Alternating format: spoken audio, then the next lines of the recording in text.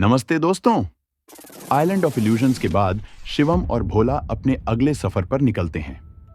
इस बार शिवम और भोला को एक छुपी हुई ताकत का सामना करना होगा, जिसे लोग द फेस्टिवल ऑफ शैडोज के नाम से जानते हैं। तो चलिए देखते हैं उनके सफर में क्या नया मोड़ आता है।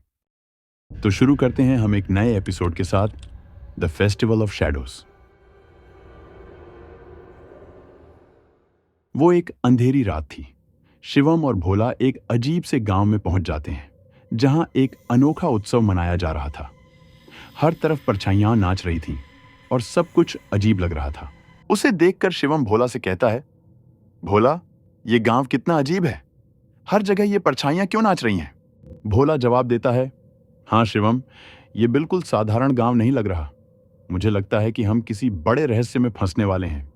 यह गांव, जहां केवल शैडोज का उत्सव होता था, शिवम और भोला के लिए एक नए सफर की शुरुआत थी।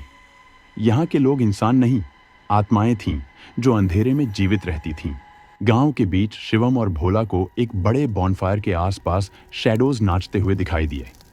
यह शैडो गेम का हिस्सा था, एक खेल जो हर साल इस उत्सव के दौरान खेला जाता था।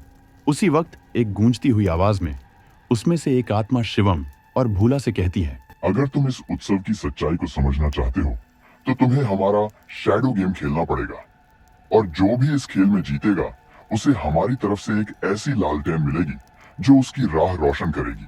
फिर हमेशा की तरह बिना सोचे समझे शिवम ने जवाब दिया, हम तैयार हैं। भोला को कुछ ठीक नहीं लग रहा था, क्योंकि हारने पर क्या होने वाला था वो बात उसे नहीं पता थी। शायद उन दोनों को उन आत्माओं की तरह हमेशा के लिए इस गांव में ही रहना होगा। शैडो गेम में शिवम को अपने खुद के शैडो से ही जीतना था, और अपने विश्वास और हिम्मत के साथ उसने यह खेल जीत लिया।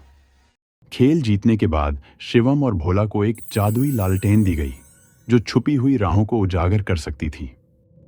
लालटेन मिलते ही शिवम भोला से बोलता है, यह लालटेन सच में जादुई लग रही है, इससे हमें आगे का रास्ता दिखाई देगा। भोला थोड़ा सोचकर बोलता है, हाँ, लेकिन शिवम, इसका सही वक्त पर ही इस्तेमाल करना होगा। और वो दोनों गांव से निकलकर आगे बढ़ते हैं। आगे जाते ही रास्ता अचानक खत्म हो जाता है, जिसकी वजह से उन्हें उसी वक्त लालटेन का इस्तेमाल करना पड़ता है।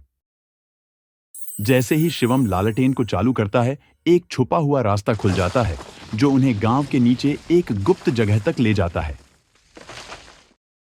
शिवम और भोला उस गुप्त रास्ते पर आगे बढ़ने लगते हैं, लेकिन उन्हें महसूस होता है कि कोई उनका पीछा कर रहा है। उन्हें किसी के कदमों की आहट सुनाई देती है, पर जब वे पलटकर देखते हैं तो वहां कोई नहीं होता। शिवम धीमी आवाज में घबराते हुए बोलता है, भोला, क्या तुम्हें भी ये आवाज सुनाई दे रही है?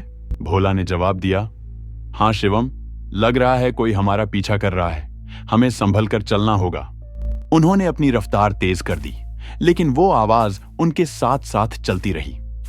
गुप्त रास्ते का अंतिम मोड़ शिवम और भोला को एक पुरानी एल्टर तक ले आया, जहां जंगल के पुराने रक्षक अपनी शक्तियां छोड़ गए थे।